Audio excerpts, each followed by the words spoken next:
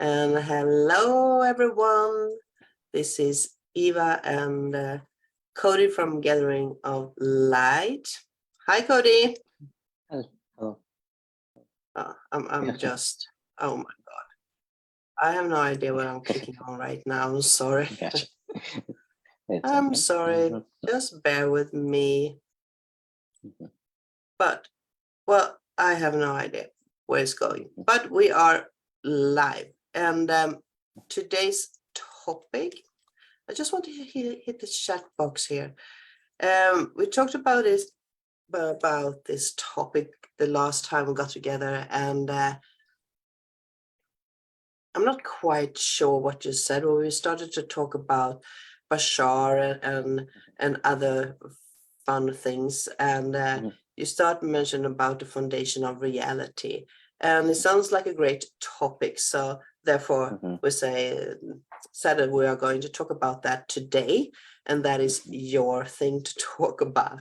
But before we went live, I just Googled the foundation of reality, and I got a description from a author who has written a book, and what the description of that book is saying is, are space and time fundamental features of our world, or might they emerge from something else?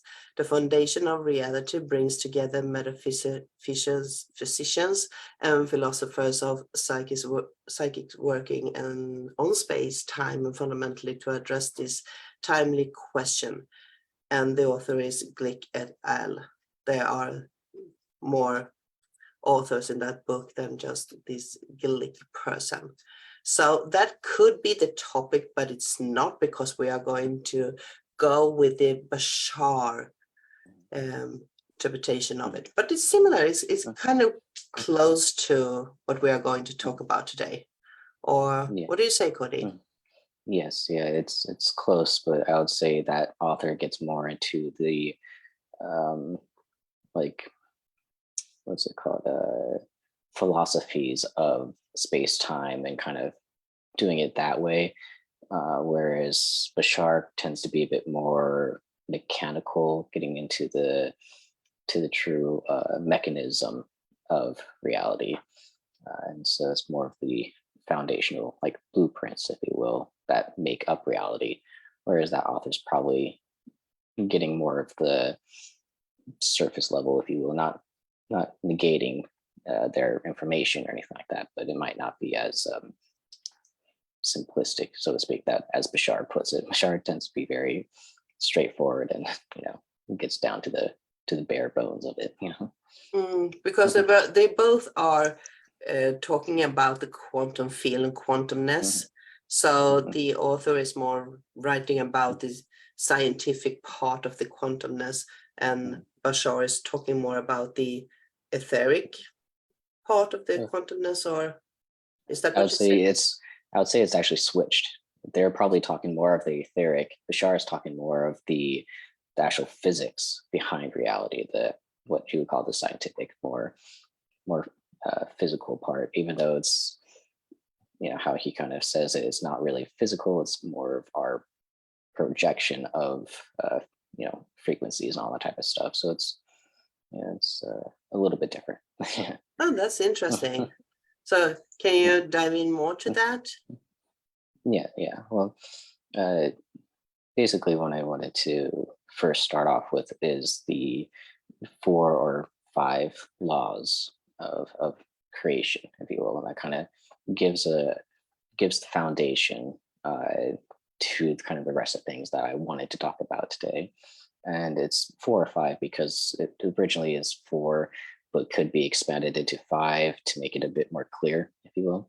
But basically, these laws are true laws of creation. They're something that cannot be broken.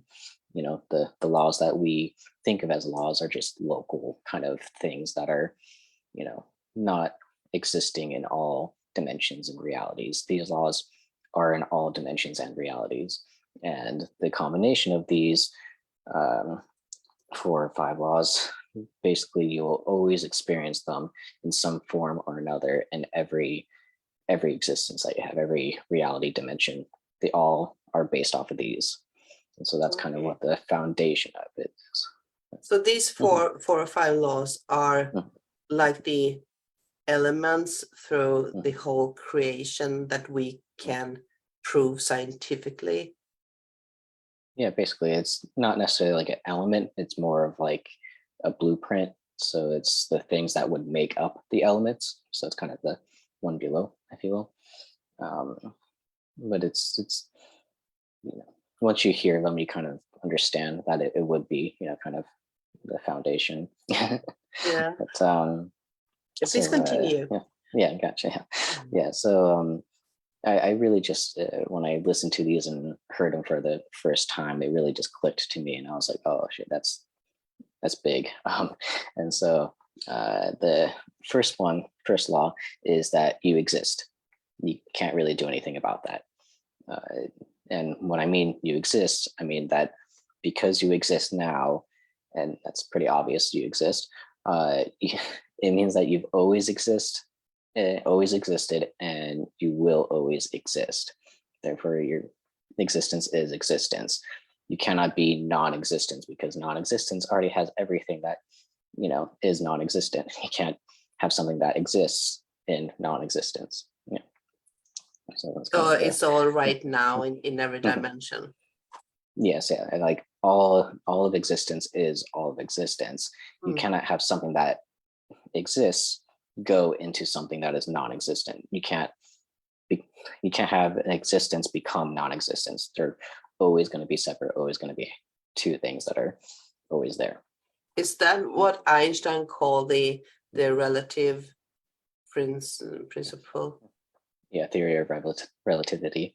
Yeah, it's sort of yeah. No, it's basically that.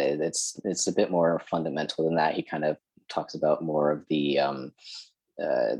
relationship between you and something else, and therefore it's the relativeness of you seeing it or you experiencing it makes it real.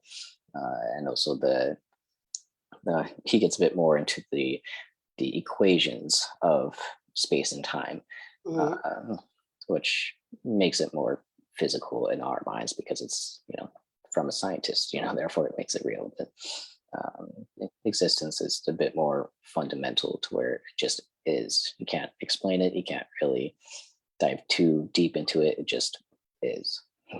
You are that. That's all it is. You can't change that. You are. So that is the first law. You exist. That is the first law. You exist. The second one, and this is kind of where I say it could be 4 or 5. The second one can be split into 2 to make it more clear, and that's what I'll explain to you now. I'll do the split so it's more clear. Second law is that everything is here and now. So all existent, all winds, all wheres, all hows, all everything, all here and now, right here and now. That's something that's gets deeper into the quantum as well. It's all the multidimensional aspect of reality, is that everything is just right here and now. The third law would be that the all is one and the one is all. So one energy creates all things make up that one energy or thing. One is all is one. And then fourth law is what you put out is what you get back. Very simplistic, so to speak. It's what people somewhat recently, not full recently, but if you think of like the law of attraction, this is basically the law of attraction, but a bit more fundamental, because law of attraction tends to be if I want to create something, it will come to me, and it'll eventually come to me with visualizations and all that type of stuff. This is a little bit different, to where it's you have to be the vibration itself. So you being the vibration gets sent out, and that reflects, because reality is a mirror. So it reflects the energy that you are. And therefore, what you put out, the vibration that you are, that you put out, is what you will get back. Yeah, and that is pretty much the concept that the whole spiritual world is Mhm, our spiritual world, mhm, and the communities are built around mhm, what you mhm, send out will come back to you, and mhm, that you are mirroring something mhm, in someone else or in mhm, your surroundings. So I mhm. guess that most of us are more familiar Yeah. with that fourth Yes. foundation. Yeah. Yes. Exactly. Yeah. And then the fifth one is everything changes except for the first four laws. That's a good Every, one. yeah. So the only constant is change except for those four. Yeah. But I can totally get that because like sometimes when we end up in discussions, we're saying like everything is moving forward or is moving, is a constant motion in things, and it just takes us to the next level. So it's a circle within a circle in a circle in a circle. Yes. So, and that is so much easier to grasp than everything is changing except for Yeah. the four Yeah. first. Yeah. I just want to go back to these foundations, because to me, when I listen on the first law and the second law, they are pretty much the same. Yep. Yeah, basically. And that's why it can be the combination of any of these four, either 4 or 5 laws will create the reality that you experience, in all shapes and forms. It's that you exist, you can't change that, is basically the same thing as everything is here now, Mm. because existence is here now. So that is like a mind question labyrinth Mhm, that you are mhm, supposed to reflect upon, mhm. or because I can Yes, see that they are made to complement each other, and they mhm, do, but you mhm, really need to focus on them to see the mhm. difference Yes. between them, because they are so similar when you are just Mhm, hearing about them. mhm. So these 4 or 5 laws are fundamental through everything that is. Yes. Mhm. Yeah. Yeah, it's everywhere, every win, all dimensions have some combination of these 5. And Mm. so that's the foundation that I really wanted to express today, is that no matter where you are, no matter when you are, no matter what dimension, what type of being, what existence you perceive yourself to be, you will always have these 5 that are creating the reality that you're experiencing. So it doesn't matter if you're tuning into another dimension, because these are the fundamental Mhm, um, laws. So mhm, what you're saying is that if you want to attract, because you mentioned the law of attraction that we are mhm, all familiar with, so be the vibration to attract the vibration. So mhm, if you would like to move between dimensions or try to tap into another dimension, you should become that vibration before it mhm. happens. Is that what you're Yes. saying, more or less? Yes, it's basically, if you are not that vibration, you will not experience that. You cannot experience something that is not your vibration. That's a good one. Mhm. Yeah, Yeah. that's Yeah, it's interesting. So I guess if these are the fundamental laws, there are probably a lot of laws around that one, or yes, those it can one. be expanded. Yeah, it can be expanded, but those are the foundational kind of blueprint, the very, like, this is it. If you want to expand, play with them, get further into it, all that stuff, there's plenty Mm. of more that can be added to it. It's just these are the ones that you really need to get solid within your consciousness, within just knowingness of these. Yeah. Mm. And since we have been talking about this before, then we probably dived in the wrong section of the uh, Mhm, the talk that we are having here, because we're dug into these fundamental laws right away. So mhm, if we are to complement these laws with the knowledge that you have gained these from, you were mhm, talking about Bashar initially. mhm. So Yes. for those who doesn't know who Bashar is, will you just give an introduction Yes. to Bashar and also Yes. to about what blueprints are for them? Yes. Maybe we can sum up the laws again. Yes, Yeah. exactly. Yes, yeah. It's and I was gonna have a disclaimer as well, as I might not be able to articulate them the best. Bashar, if you go and actually watch, his stuff, then he articulates it way better, gets it much more solid, and therefore you'll understand it a bit more. I kind of just took his information, resonated with it, it felt right to me, therefore I wanted to share it. Yeah, But and we are just mm, having a talk mm, about this, so yes, definitely yeah, we are not yeah. channeling Bashar, not me in a way, but Yes, no, no, exactly. And as you said, Bashar is a channeled being. He gets channeled normally by Daryl Anka. It's kind of the main one, but also channels through others as well. Um, and he is an extraterrestrial being, if you will, from Essassani, and basically is one of the hybrid races. We have, big hybrid. That concept is a little bit harder to explain, or a little bit further in depth. So I don't want to get fully into it, but he's basically a part of our family, if you will, part of the human extension. yeah, yeah, humanoids. yeah, humanoids. And you can say that he's technically from the future, if you will, but because everything is here now, it doesn't really matter if it's future or past or anything like that. He just is, like we Yeah, are. but it's so much easier to grasp when you say he's from the Yeah, future. yeah, So exactly. I'm a bit curious about where you said he was from. Can you say that it was again? Essassani. Essassani. Yeah, it's And a that is a planet. constellation in. It's a planet. Planet is Essassani. Or yeah, the planet is Essassani, and it is, I think, revolving um, a binary star uh, constellation.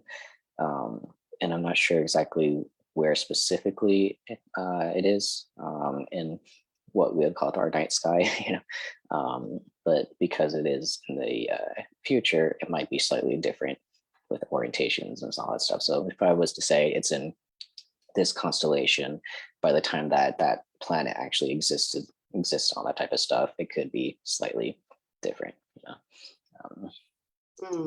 So could he be like Valiant Thor that was introduced into the government in your country during 60s, 70s, or Wait, who? Edward Thor? Valiant Thor? Valiant Thor. I'm not sure. I actually don't know that history. I didn't know Well, that.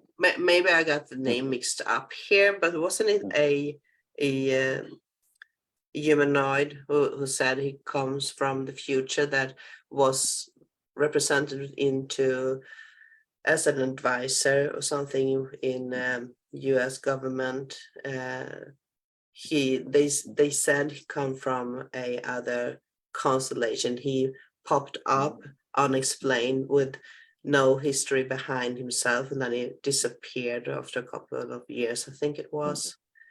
So It well, could be, but most of like Essassani, those type of people that are from the future have such high vibration that to exist on our plane of reality would actually hurt them. It'd be too dense for them. Therefore, they wouldn't really be able to physically experience our plane for that long.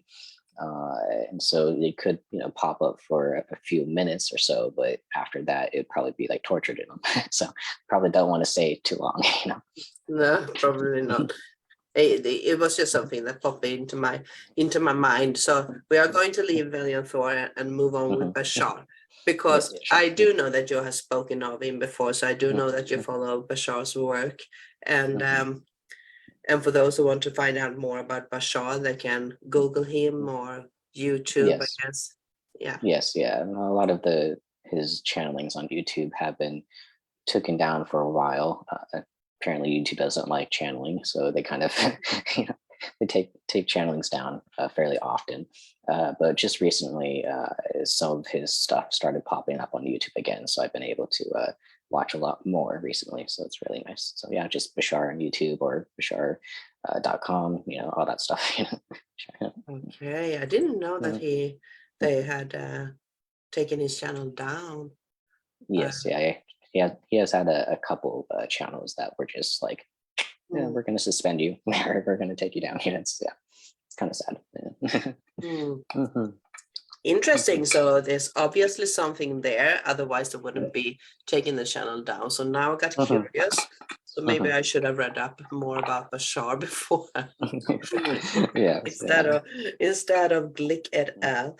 Well, Mhm, that was a bit about Bashar and who mhm, he is and what he's talking about. But you also mentioned that Bashar is a more mechanical in his interpretations. What do you mean by mhm. that? It means that he likes to look at the templates, the very core of what he's trying to explain. So he's not going to do the surface level stuff and you know barely touch on things. He's going to go deep into it to make up what's the core of this thing that he's talking about, and usually explains things very direct and straightforward to people. Therefore, it seems very mechanical or very harsh, if you will. Sometimes he's very loud and very, he's not forgiving, if you will. He'll tell you straight up, Yeah. and therefore it seems mechanical, but also just because he talks about the true physics of reality itself. It's the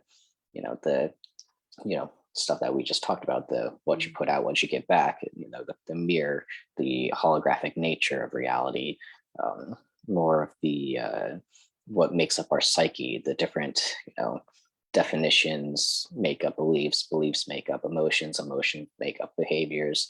And so he gets back down to the very core of your behaviors, the things that you are actually doing in life. So if you're asking him about why am I doing this? Why am I doing that? He'll be like, okay, your actions are coming from emotions, they're coming from beliefs, that are coming from definitions. Change the definitions, and you'll change everything else. I love that. Yeah. Yeah. I was going to say I like that and love in the same sentence. So yeah, but I do love that. Now I follow what you mean. So I also want you to explain what blueprint is. So we have covered those concepts. Yeah, the blueprint. So, blueprint of reality is kind of the template. It's the thing that will focus in the frequency that you're emitting. So if you're emitting a certain type of frequency, it will have a blueprint reality that is either basing off of or kind of adding to, if you will. It will be the thing that if you were to take away all the color, all the seemingly structure of reality, the blueprint is what's going to be left. Just like as if you're building a house or something like that, you could take away the house, take away everything, and what was be left is the blueprint, the thing that you wanted to create, the thing that allowed you to create that house, that thing. Mm. Mhm, So a lot of people say that we are born into this world with a blueprint that we are going to mhm, go through during this life. mhm. Yeah. And so Mhm. blueprint could be your personal matrix. Yes, yeah, yeah. Blueprint could be your personality. It could be the theme that you're exploring in this lifetime. It could be, why you came to Earth and to begin with. It's all that. Yeah. So it's Mhm. like a hard drive, like a Yes. computer. Mhm. Yeah. Yeah, Interesting. exactly. Yes. Oh, Mhm. so I'm still learning. Thank you, Cody. Yes. Yes. So I want to Mhm. go back to these four or five fundamental laws, if we should start with that, because as I mentioned in the beginning, you exist, and the second law, they can seem pretty much alike, but there's a slightly difference Yes. there. Very slight. Yeah, and you have to really, like, if you want, meditate on it, think about it, really dive deep into the feeling of it, if you will, the frequency behind it. You exist is much more there, if you will. It's much more simplistic, much more foundational than everything is here and now. Everything here and now is basically the next level of you exist, if you will. If you exist is the blueprint, you know, everything here and now is the reality that you experience. So slightly different. Mhm. Mhm. Still very slightly difference between Yeah, those. still still Can very slightly you different. tell them more apart? Yeah, well, basically, if you want to think about it, it's you exist would be the energy that would create the reality. So if the energy of making a crystal, so it's the source, if you will, it's God or all that type of stuff. That is, you exist. Everything here and now is more like a physical object. It's more, that's the thing that is being created from that energy. So Mm. even though they're very close, it's the difference between thinking about something and doing it. It's the action that is, everything is here and now. The beginning energy, the beginning thought form would be you exist. So it's basically the 4 steps that you described earlier, what Bashar probably would tell you, that you have to go back and change the I would like to say mindset, and then what you will change the whole following events that are going to take place there. So that is that you simply are existing in this now, and there's just that. And the next level is that you are everywhere in that existence. Yep, exactly. Simple. Yeah, it's very simple when you really it's the secret that all the yogis and monks and all that type of stuff have been meditating for years about, to try to get into that state of enlightenment, that kind of awakenedness, if you will. And these just those first 2, if you were to fully understand it and like truly make it your own, that will truly be that wake up call of everything is one. It is oneness. I am everything. I don't need to be stressed out or freaking out about my reality, because I am my reality. I am everything. And it truly enlightens you to just be.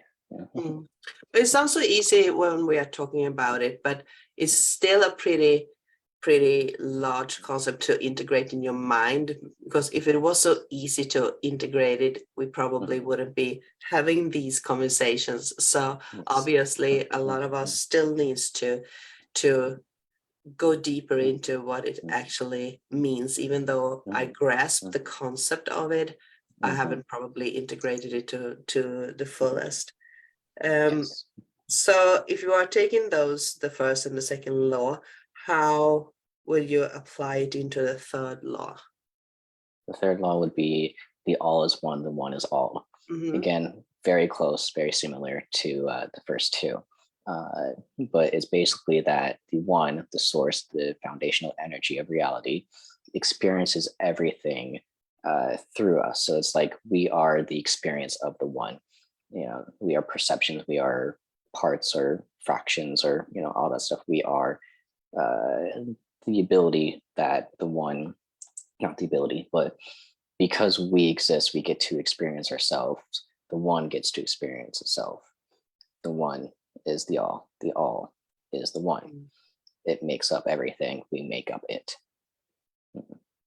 So when you are talking about these laws, I keep getting this picture of, the I am principle, Yes. Yeah, principle. Yeah, principle. So is that somehow a related picture to put a picture to these words? You do know which I mean. There's a man and there's a light, and then the pillar, because somehow they will be a more artistic way of grasping the concept of these laws. Yes, some people really are visual learners, and it's basically just another way of grasping it or expressing it, maybe even. So having that I am image definitely is a good frequency to tap into, so that you integrate it deeper into yourself, into your knowledge, into your knowingness. So if we have these, well, of course, we're going to mention the fourth law, and if I only could read my own notes here, so I guess you have to say it once again. Yes, gotcha. What you put out is what you get back. That is exactly what I didn't wrote. So what you would, yeah. And will you talk a bit about that? Mhm. So everybody has their core signature frequency, their unique frequency to them, and that frequency truly is what is creating the reality around you, if you will. That frequency is the blueprint. Is kind of the thing that allows the reality around you to be what it is. It's kind of hard to fully articulate this one, but basically, because reality is a mirror, and in a mirror, you see yourself. But if you're wanting that mirror you to do something, if you're wanting it to smile, you're not going to go over to the mirror and force it to smile. That's not possible. It's just not possible. What you want is to smile first, and the mirror will reflect that smile. So if you are the frequency that you're wanting to experience, the outside reality cannot go against that. It is saying, this is it. I'm going to reflect that.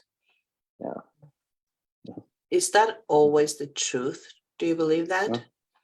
Yes. Yeah. It's always, yeah, it's your core frequency. Whatever you are the frequency of is what you're going to experience. And it might come in different forms or ways than what you think, but it is your experience. I can definitely relate to what you're saying, that because I do believe that we are in this process, learning process here, and we are reflecting our own vibration, and we are in that sense meeting the right people that we are supposed to meet, that mirror backs the energy that we need to be dealing with, either to learn or to progress in moving forward. So I'm totally with you there. And then just suddenly there was this thought popping in, but somewhere down the road, we have been also fed a lot of information about how hostile entities are taking over the mind control. And this could be interesting. I don't know where they want to go with this one, but the question that popped up here was, if there are entities out there using mind control, that you are not, even though you are having your own experiencing, you won't be mirrored that experience because there's someone else mirror something else back at you. Yeah, basically, if something or someone is controlling you, it'd be more of a mind control. The mind would only be, the physical mind itself only experiences what is happening. It can't experience what happened. Oh, it's kind of, but it's different, or what will happen. It can have pictures of it, but it'll always picture it as what is happening. It's always in the now. My physical mind cannot go beyond what it's programmed to do, which is experience the here and now, having the frequencies come back and experience. So that can't change. But what can change is the frequency that you are putting out, and what that frequency does is changes the thoughts in your mind. Your mind basically runs off of frequency as well. The frequency that you have will create the thought in the mind. The thought in the mind will basically be the same, little bit of the definition, belief, emotion, action or behavior. And so basically, if they're controlling you, they're controlling the core frequency that is you. It's not necessarily your true core frequency. They're filtering it in a way so that you project a thing that is not truly what you want.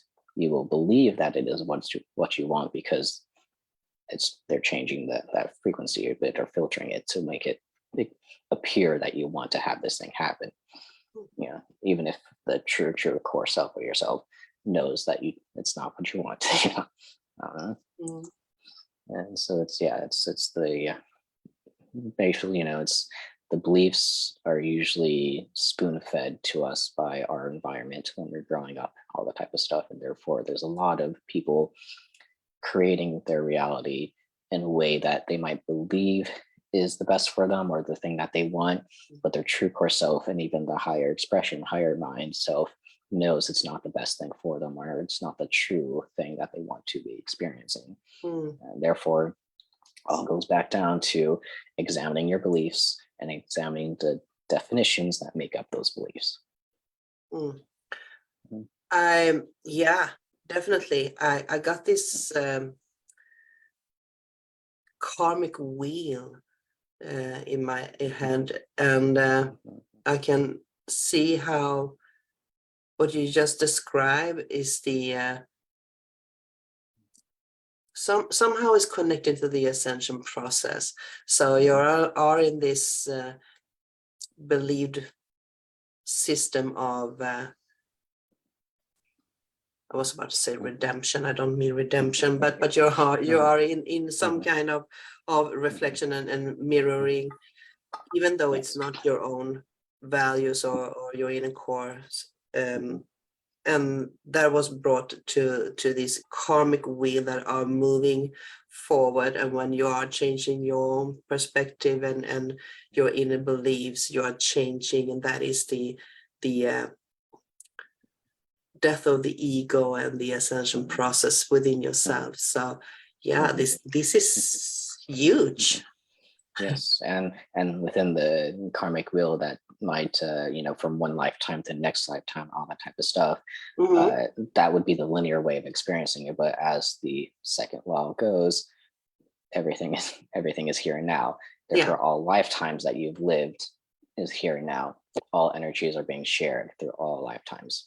Therefore, it's not like you are going from one to the next. It's all experiencing now. Therefore, if there's energy that is being needing to be healed or something like that from one lifetime, you might experience cycles of that, or reflections after reflects whatever in this one. And therefore, you changing your beliefs, you're going deep into that, healing that, all that type of stuff, getting rid of it, not only changes your existence, your reality, how you experience it, and kind of betters that, it will also better the one that kind of created that energy to begin with, because it's all happening here and now. Everything that you do now affects the other ones if they want to accept that energy and be affected by it. Yeah, definitely broaden the vision of how the evolution process is moving forward through these laws. So that brings us to the last law: everything is changing. Is that the climax of everything that's going on within oneself and externally? Yes. Yep, constant change. Because if there was not constant change, we would not experience reality. Reality is a frame by frame existence. It is, mechanically speaking, like a film strip. One image after the other. Every single image is another, what you might call, parallel reality. It is one reality. Everything is, just there, if you will. It's a snapshot, and there's no movement on that one frame. There is no real movement at all in physical reality, what we call physical reality. There's no true movement. It is solid. And then that changes to another thing that is solid. That is to another thing that is solid, if you will. It doesn't change, though. Basically, the thing that is changing is it's constant change through all those different parallel realities. And therefore, it kind of creates this image of movement, change, time, all that type of stuff. Therefore, you can't stay in one frame. That would mean that there's no change. Therefore, constant change is you moving through reality, moving through those frames of existence.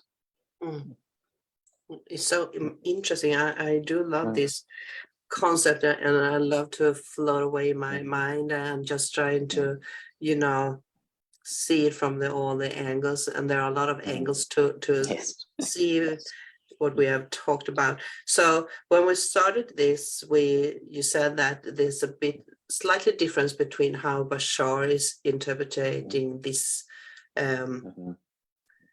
way of seeing space and quantumness, according to probably the Glick et al. That we had in our introduction. Can you just separate the the two things from each other? Yes.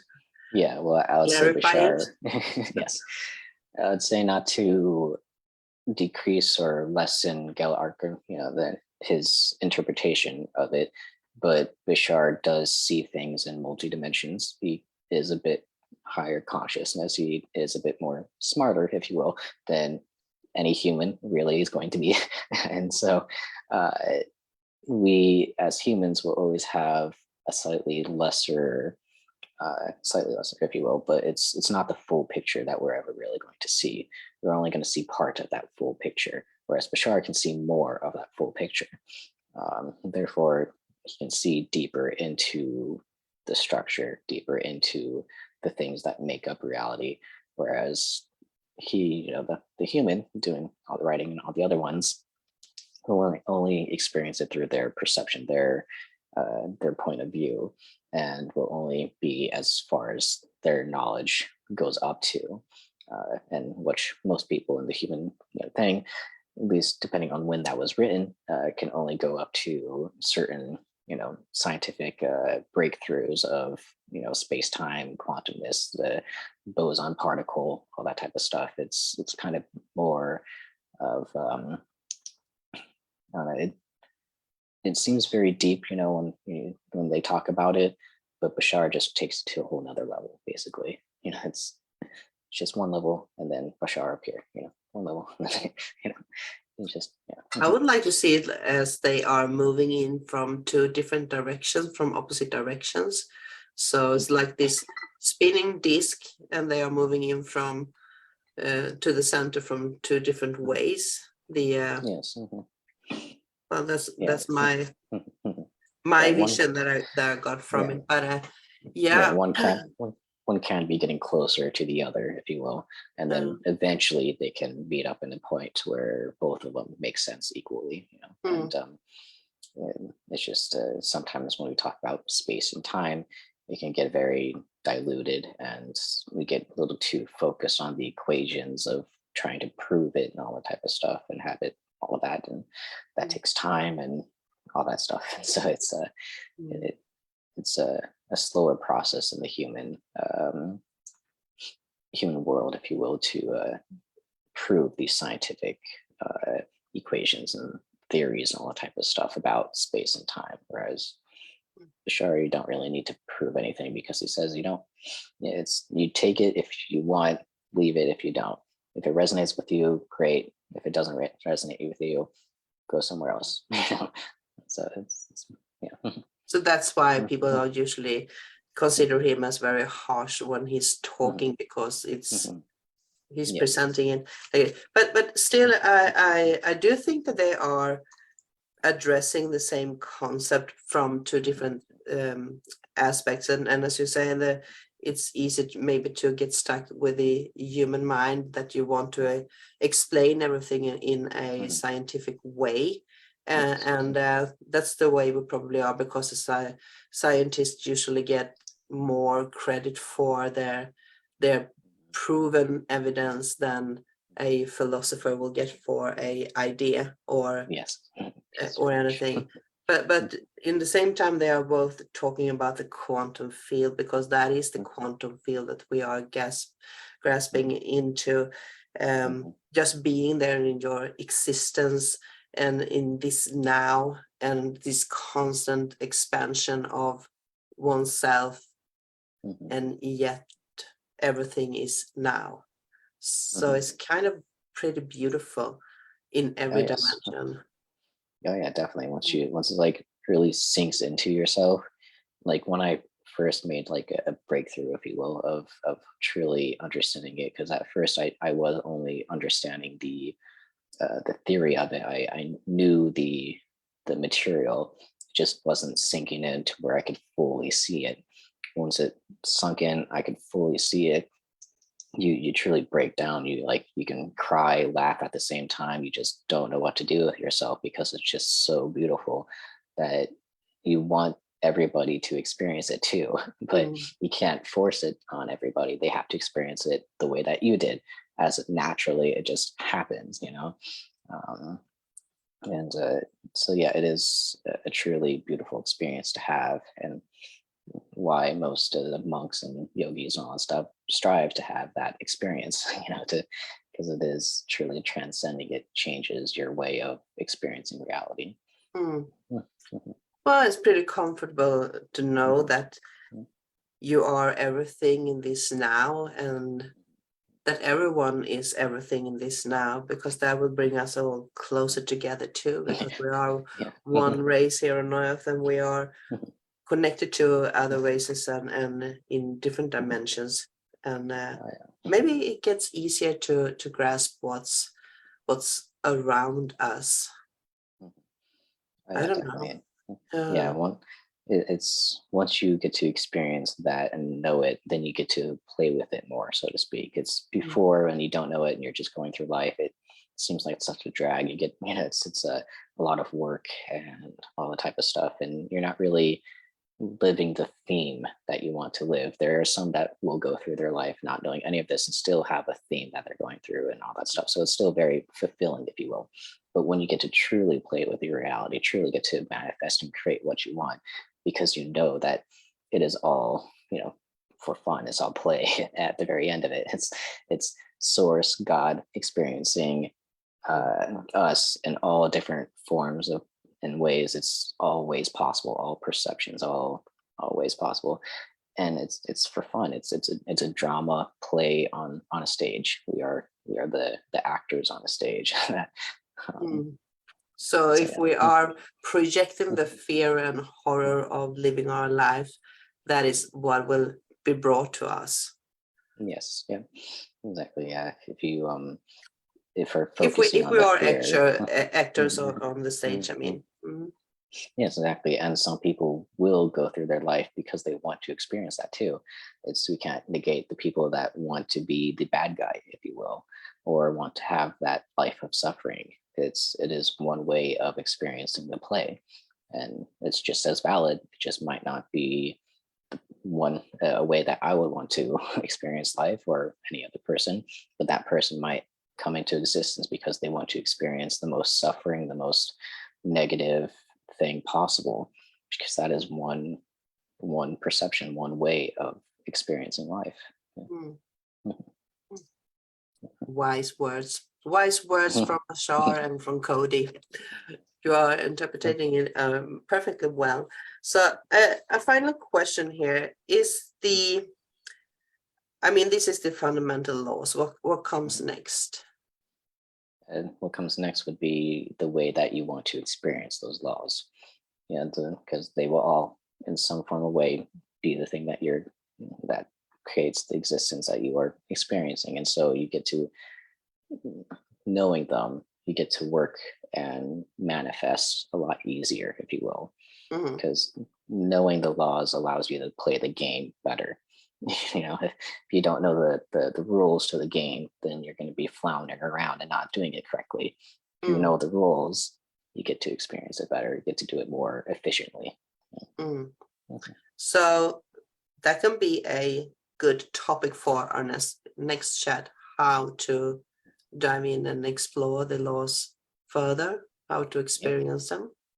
yeah, it would be more about how to manifest the reality that you truly want to manifest based Mm, off of knowing the laws. mm.